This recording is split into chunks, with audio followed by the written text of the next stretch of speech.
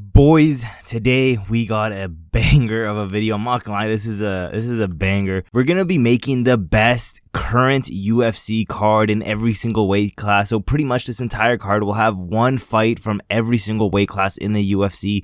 Yes, that unfortunately does mean there's going to be some women on this fight card, but it is what it is. And when I say current, I mean like they fought semi-recently, you know. There's going to be one guy on here who is retired, but he did fight not too long ago, but I still have him on this list just because for that weight class, that would be the best fight you could make. And, you know, let me know in the comments below. I was also thinking I could make a video of, you know, like non-title fights. So every single fight on the card won't be a title fight. Or we can do like in their prime card. For example, like Tony Ferguson versus Khabib in their prime. Something like that. I think those would make some fun videos. But let me know in the comments below. Do you guys even want to see that? And if enough people do want it, best believe we'll be out here making that type of video. Let's start off with the early prelim. We only have one fight on this early prelim, an 11 fight total card. We have in the strawweight division, we have Tatiana Suarez taking on a new challenger to this strawweight division, someone going down in weight, coming off a title defense loss. I'm talking about Alexa Grasso. Now, before this video even begins, this is a entire, like, not even a what if, this is a huge fantasy style video. This shit is the most unrealistic video known to mankind, especially for the UFC. They would never do this, but if they did do this, I pretty much have one fighter from as many regions in the world as I could do. So a lot of the bases have been covered, making this be one of the most popular and bought pay-per-views because this is stacked but very unrealistic. And yeah, to be honest, I don't even know if Alexa Grasso could make that strawweight division, but regardless, that's what I have here. Tatiana Suarez, Alexa Grasso. And you're probably wondering, why wouldn't I make Tatiana Suarez for Zhang Weili or someone else, at least in that strawweight division? Because to be honest, Tatiana Suarez versus anyone else, I don't think is as fun as a matchup as Alexa Grasso. I think Alexa Grasso versus Tatiana Suarez, if she could even make strawweight, would be really fun outside the champion. But let's go into these prelims now. I'm sorry I had to do this to you guys. Back-to-back women's fight. I won't make it 3 back-to-back-to-back. I promise you that. But we got the women's bantamweight title on the line. Juliana Pena taking on Kayla Harrison. Also, I don't know how realistic some of these bout orders are. I try to make it as fan-friendly as possible. You know, yes, we had to get 2 of the stinkers out of the way. You know, we had to get Tatiana Suarez, Alexa Grasso, and Juliana Pena, Kayla Harrison out of the way, making them the first fights of the card. And then after that, I just try to make it exciting. I'll get into why I put them in these positions as we go on. But bantamweight division, easily one of the worst divisions in the UFC, women's bantamweight that is. And I was going to have this as the early prelim, but I can't have a title fight over, you know, just a strawweight random fight, you know. Let's get into some good fights. Also, bantamweight division, men's division, another title shot. I got Merab versus Umar Nurmagomedov here. Now, you're probably wondering, why is this so low? Mainly because we got 2 women back-to-back fights. Now we need some high-level, high-aggression fight. I think this fight's going to be very high pace, high aggression. You know, Merab is already crashing out towards Umar Nurmagomedov. I think it's just a recipe for a underrated, very fun fight. So I had to spice it up a little bit. You know, we had 2 back-to-back women's fight. We had to have at least something here. And, you know, Merab, not the most entertaining champion, so that's why he's also on these prelims. But honestly, I think looking at it now, I probably should have switched it up with the next fight on here, to be honest. But it is what it is. I have him right here. Let's go down the number 8 spot. We got next up featherweight division. This isn't for a title shot or anything. We can put an interim belt on if we really wanted to, but we got the return of Alexander Volkanovski. I had to put Volkanovski on this list. You know, I had to put Volkanovski on this card. You know, maybe it's just because I'm a absolute diehard Volkanovski fan, but regardless, he's on this list. I had to put him on here. Volkanovski taking on probably the biggest name and the most anticipated fighter in featherweight, who are all waiting to get the next title shot. We're talking about Diego Lopez. Put this for an interim belt, I don't care. But we had to have both of these guys on this list. Outside the champion, these 2 guys are the most, not just the most like fan-friendly fighters, but also just have some of the biggest fans in the UFC. You know, it hurts me because I wanted to put someone like a Max Holloway on here. You could have switched out Volkanovski for Holloway, but I don't know. I put Volkanovski here instead. it's a crime that I don't have Max Holloway on here. It is what it is. You know, we can only have so many limited spots. Let's go down. We got that co-main event to these prelims. The final women fight on this card, Valentina Shevchenko taking on the women's strawweight champion, Zhang Weili. Weili going up in weight, trying to get double champ status. Again, one of the only fun fights you can make at flyweight right now, because looking at the rankings, flyweight, you know, we got Alexa Grasso, Manon Farad. I don't think that's going to be a very fun fight. Erin Blanchfield, Macy Barber, Natalia Silva, Rose Namajunas. I mean, slim pickings for flyweight when I would rather have a champ versus champ women's MMA fight if I had to choose, especially in that flyweight division. Honestly, flyweight, bantamweight, and strawweight, all those divisions are ass, but we are done with those now. Let's go into this main event of the prelims, a fighter we just recently saw, and you know, it might be extremely disrespectful putting his opponent on the main event of the prelims. I don't care. This is the best card known to mankind. We got Alexandre Pantoja calling his shot, calling out the retired Mighty Mouse.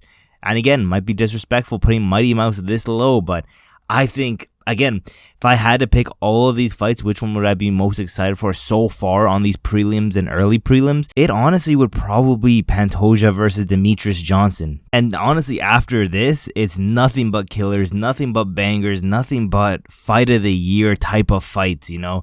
Let's go into the legendary main card now. Main card, we're going to continue on this high because I guarantee Pantoja versus Demetrius Johnson will be a very high level fight. And I don't know if anyone gets finished. I could see it being an all 5-rounder. Let's go into something that might be a little bit quick, but will still have the fan attention. We won't immediately lose like the vibes going into this next fight. We got the middleweight belt on the line. DDP taking on Khamzat Chimaev. Chimaev had to be on this list regardless of who he's fighting. Again, just one of the biggest names, biggest fan-friendly fighters, especially as of recently. You know, before people were dogging this dude, everyone was hating on him, you know, including me, because rightfully so. This dude was pulling out. This dude just wasn't fighting. He has one of the biggest fan bases in the UFC, and he's from Chechnya. You know, we gotta cover our bases and get every single place as possible. That's why we got Chimaev. And like I said, we're gonna be riding that high of Demetrius Johnson and Pantoja with a very exciting high-level fight. This is gonna be a very exciting fight, but I don't see it lasting too long. And because of that, we gotta slow it down a little bit. It'll still be very exciting moving up into that welterweight division of Bilal Muhammad versus Shavkat Rakhmonov. This will be a really fun matchup, but honestly, maybe the weakest fight on this main card. And to be honest, I see a Bilal boring decision win on this one, which is okay because of a featured fight, co-main, and main event. Nothing but barn burners on the edge of your seat type of fight. Let's get into this featured fight now. Another title shot. Lightweight division. Islam Makhachev defending his belt one last time against the surging guy trying to make his way into lightweight. He's done with that featherweight division. He's coming for that belt, Ilia Topuria. One of the best title fights you could make literally right now. This would be very close to a, you know, a million pay-per-view buy type of card, depending on who you have on the undercard. Just Islam versus Topuria alone. Both these guys, superstars. Both these guys coming from a very heavy populated country and promoted right. Again, this could be a top 5 pay-per-view draws ever in the UFC. And to be honest, probably if I had to look at this entire list, my most anticipated fight on this entire list, and I do think this fight could happen 2025. If you guys haven't watched my video of me going and predicting every single pay-per-view in 2025, make sure your ass goes and watches that, because to be honest, I've predicted all of them. I got UFC 311 right so far and UFC 312 right as well. You know, big brain, your boy has a script for UFC 2025. So if you guys aren't interested, go watch that video after this one. But let's get into this co-main event now. Co-main event, I'm ending these last one on who's the heaviest. So we got heavyweight and light heavyweight left. And because heavyweight's the heavier weight class, they're going to be the main event. So co-main event, light heavyweight division. Course, we have to have Alex Pereira. Now, there's a lot of people you can have for Pereira here. You could have the Magomed fight. Yes, that's fun. Does it bring the most eyeballs, especially to the casual fans? Absolutely not. What does bring the most eyeballs, what does bring the most pay-per-views is the trilogy.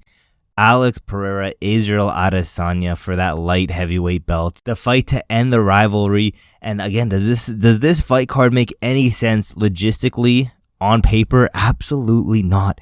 But this is the best current UFC fight card we could ever make. And because of that, you have to have someone like Adesanya here with Pereira. Both of these dudes, superstars in the UFC. And again, he's on like a 2-fight losing streak now, I think it is. Does he deserve an immediate title shot at light heavyweight? No. But don't get it twisted. We had people like Chael Sonnen getting an immediate title shot against John Jones, and I believe he was on a losing streak. So don't get it twisted. This shit, as unrealistic does it sound, it could happen. Honestly, I would say this has a higher probability of happening than most of you guys think, just because fuck Magomed. All my homies hate Magomed, including the boy Dana White. Dana hates Magomed, and I could see him just making this to say fuck you Magomed. I could 100% see that happening. With that being said, we got heavyweight now, the main event. And is this going to be a surprise to anybody? I don't think so. There's only one fight at heavyweight that could headline a card like this, and it would be, you know, the guy everyone's calling the GOAT, John Jones, taking on Tom Aspinall. There's no way around it. This would have to be the fight to make it heavyweight. I couldn't think of another heavyweight fight that could headline, not just headline, but be in a position like this if it's not John Jones or Tom Aspinall.